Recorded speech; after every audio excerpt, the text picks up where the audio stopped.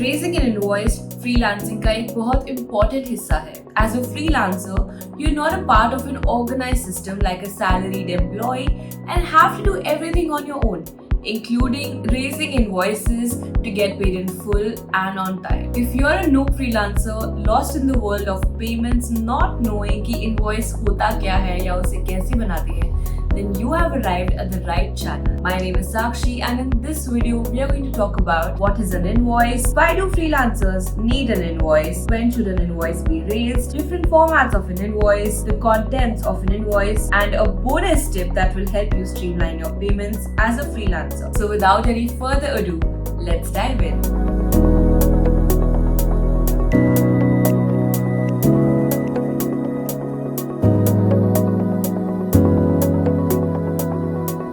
What is an invoice? An invoice is a document shared with the client for the services you provided. In this case, आप ये document as a freelancer अपने clients को provide करेंगे payments के लिए. It includes the cost of products purchased or services rendered to the client. Invoices can also serve as legal records if they have the name of the client and the seller, the price of the goods or services provided, and the terms and conditions of the payments. Number 2, why do freelancers need an invoice? Since freelancers technically work for themselves while picking up projects here and there, they don't have a regular salaried process or cycle, right? तो इस situation में payments को organize करने के लिए invoicing the clients is a much straightforward and clear approach. That way you have proof कि आपने अपने services के agreed amount को एक document पर डालकर अपने client को भेज दिया है. Number 3, when should an invoice be raised? As a freelancer, you can send across a pro forma invoice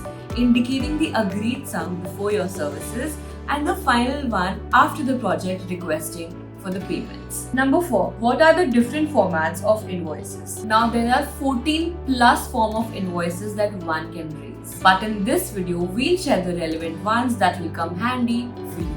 Number 1, pro forma invoice. A pro forma invoice is an estimated invoice shared with the client prior to providing any goods or services.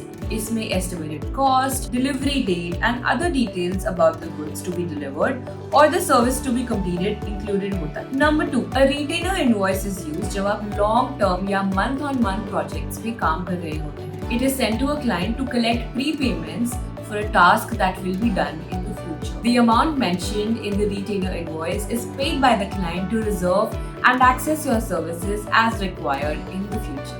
Interim invoices help small businesses manage their cash flow while working on projects over a long period of time. An interim invoice is used for billing of large projects where the business and the client have agreed to terms which include multiple payments. A final invoice is sent at the end of a project that highlights the total amount owed to the product or service provider. This total is calculated by deducting the retainer invoice and interim invoice amounts from the total amount owed.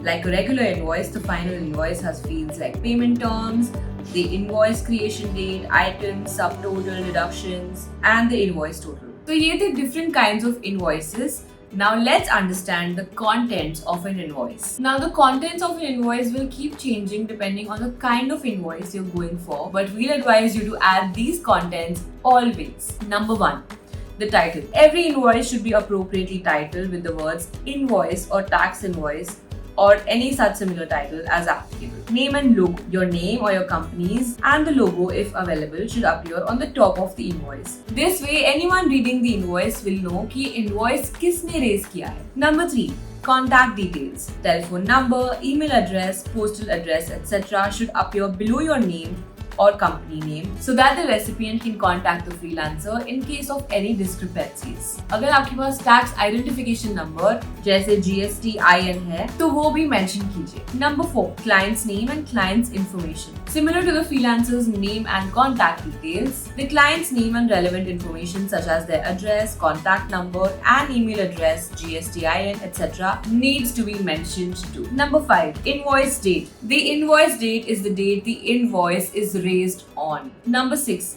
invoice number. The invoice number is the serial number of that invoice and plays an important role in referencing that invoice, either by the freelancer or the recipient of his services. Number 7, list of services with the rate charged before tax. Number 8. Tax rate and amount if applicable. If you want to understand how to do taxes as a freelancer, then click on the I above and watch the full video. Number 9. Total amount due. Number 10. Payment details. It is necessary to mention the bank account details or other such details determining where the payment is to be transferred to.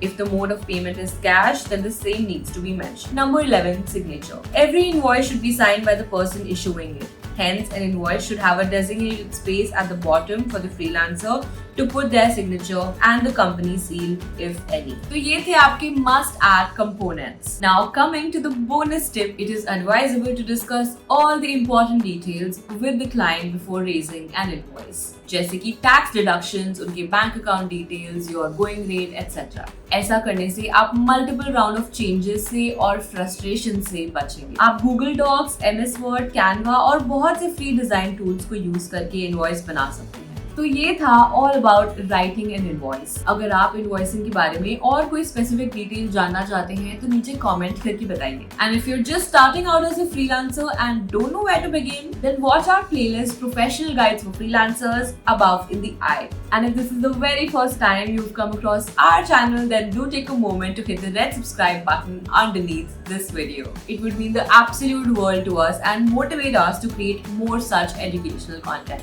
YouTube analytics tells me that 90% of you watching this video have not subscribed to Cool Kanya. So definitely hit that red subscribe button. If you found this video helpful, then do hit the like button, share it with someone who needs it, and comment below. And until next time, raise your power.